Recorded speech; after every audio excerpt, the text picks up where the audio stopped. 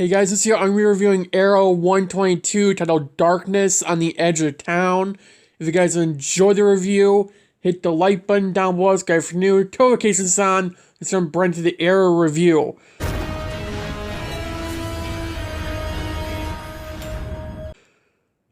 We have one episode left of season 1 of Arrow, which will be out this week. And we'll be starting season 2 next Monday, assuming everything goes to plan. Now, I'm not going to be talking about this much. In America, for those who are in America, there is a midterm election Tuesday, November 8th. Sometimes during midterms and elections, I get easily pissed off. I'm not going to do videos when I am pissed off. I've done rants before, but this is different than that. This will be me furiously pissed off, and now I'll drag into the video. I'm not doing a video on that point. So, if you follow me on Twitter, if you follow me on Discord or YouTube posts, I'll post something up there. I will let you guys know if I'm not uploading tomorrow night. If I do, it will be Arrow 123 review, unless we get Flash news coming out, in which case I'll push a review back to Wednesday or Thursday. But I will let you guys know what is going on for the content tomorrow, again, Tuesday, November 8th, because I don't know. It's going to be a 50-50 shot by this time tomorrow night, so I guess we'll find out. But nonetheless, just get right to the review. So it opened up with the Dark Archer, aka Malcolm Merlin, going after Unidac Industries because they had the earthquake machine that obviously Malcolm needs. He broke into there, took it, killed pretty much all the workers in the area. Dig has been watching Moira alongside Felicity, and they haven't found anything on them. Besides a few phone calls between Moira and Malcolm, but there's nothing to tie them together to the Undertaking yet. Even though Oliver, he knows, what's going on. All three of them do. Oliver's gonna go to Moira as himself to see what she knows, see if she'll tell him anything. Laurel meets Oliver at Verdant, unplanned. Laurel thinks she's finally seeing Oliver for who he is. A good guy, not, the rich douchebag he was before the island. And Oliver says nothing has changed, he hasn't changed, and he walks away because he doesn't want to be with Laurel. Well, I mean, on some level he does, but he knows the second that he does, something bad will happen, and Laurel will be involved in countless things. Walter comes back home to the Queen Mansion. Roy texts Thea to meet him, for her to meet him. Moira and Oliver hear a news report on the Unidac Industries being hit, and Moira leaves. We're assuming to go confront Malcolm about it. We didn't see it. Quinn and the cops are on the scene of the Unidac hit, and Quinn recognizes the arrows are different. They're lining up the Dark Archers, not the hoods. Oliver goes see Moira again, confronts her about all of it. Moira tells Oliver to stop digging into this, same with Walter.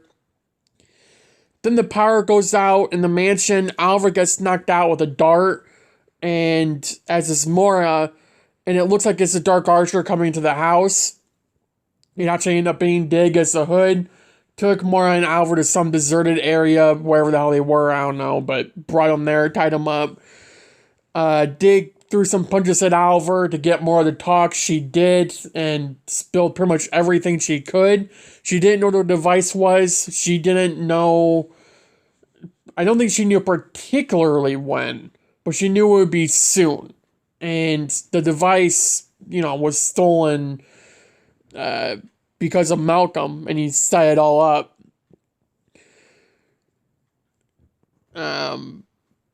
Then...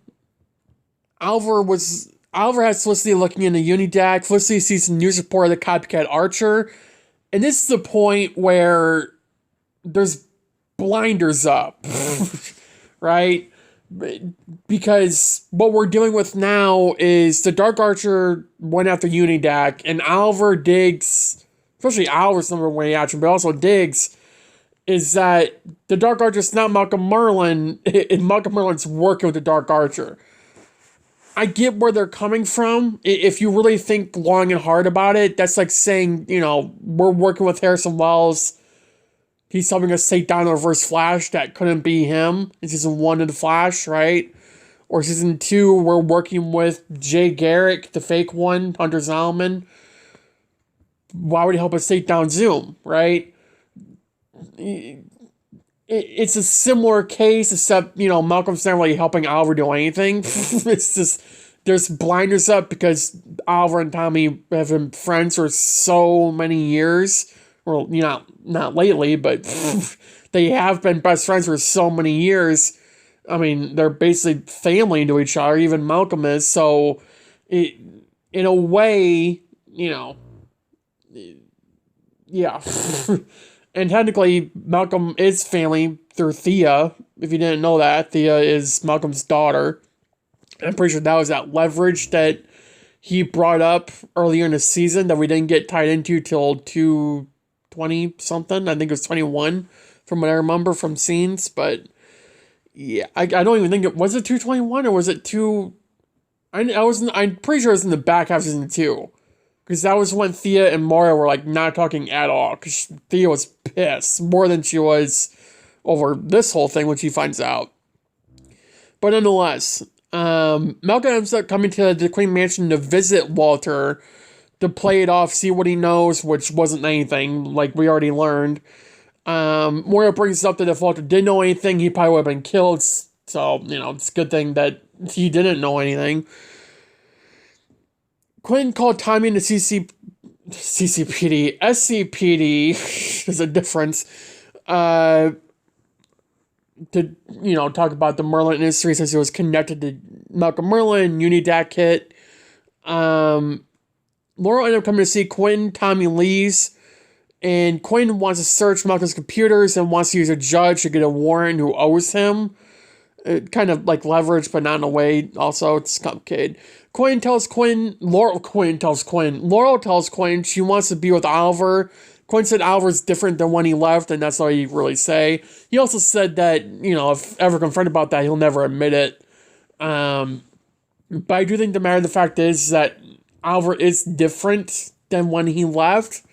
It's just how you see it, I think that's always going to be something that we're going to be getting throughout season 2, especially season 2. Is that we're dealing with a different Oliver than we dealt with over the past 8 seasons of the show, right?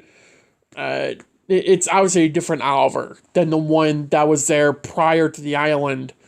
And they really dive deep into that in season 1.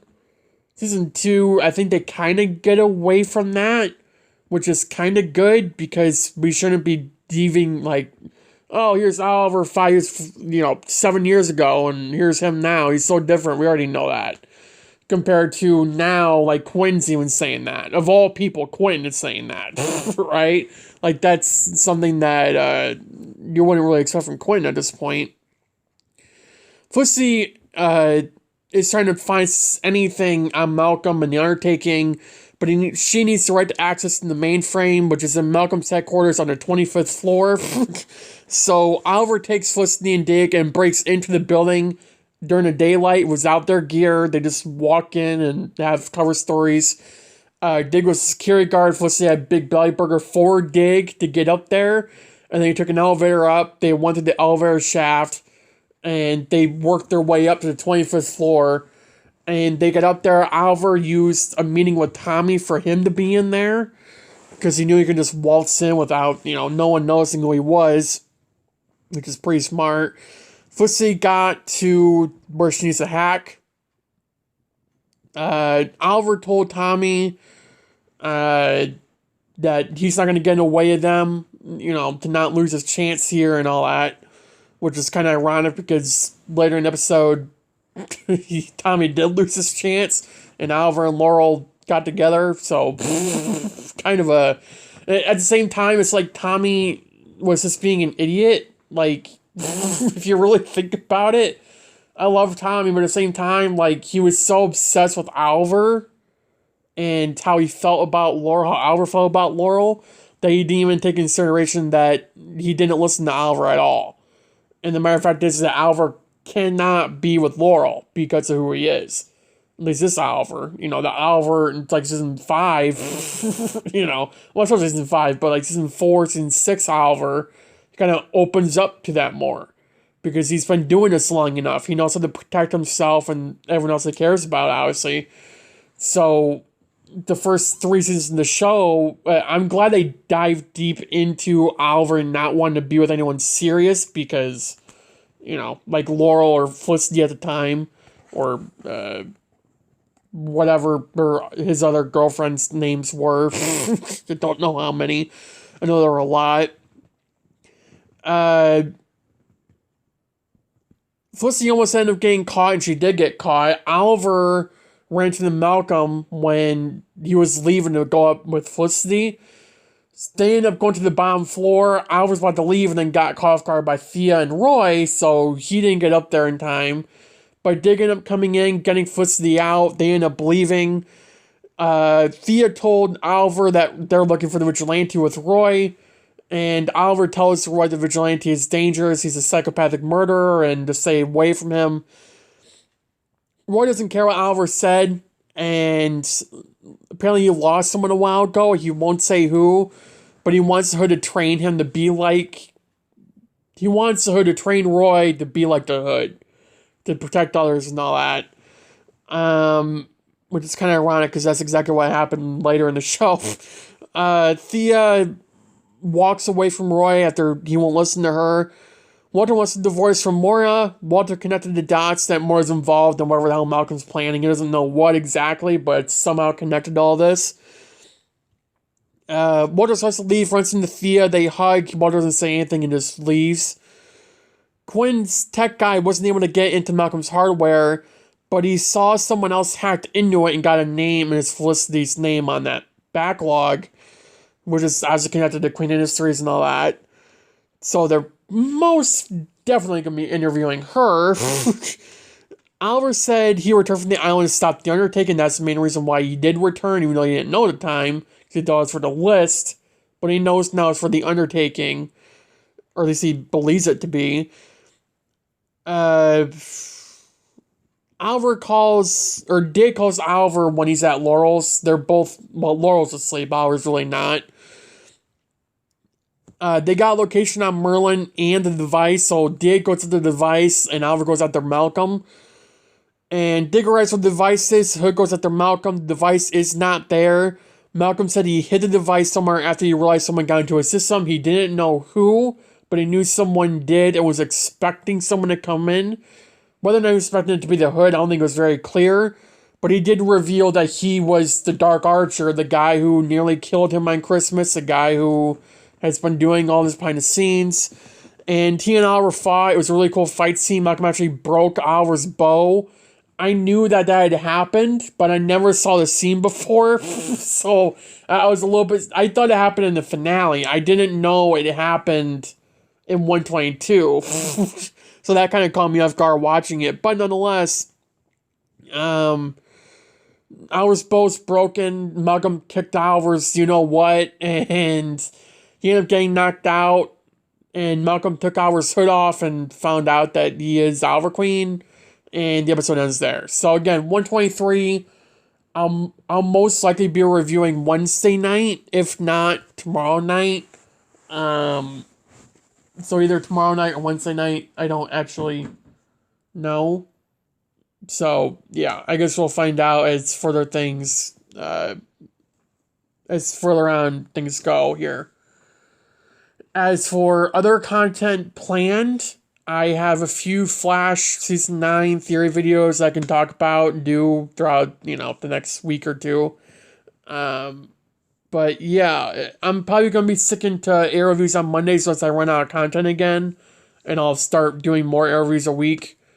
But when Flash comes back, as I've been saying for like months now, when Flash comes back, the reviews will die down. It'll still be on Mondays because I'm pretty sure Flash will be on Wednesdays, which will mean promo breakdowns on Thursdays, which I'm so excited to do.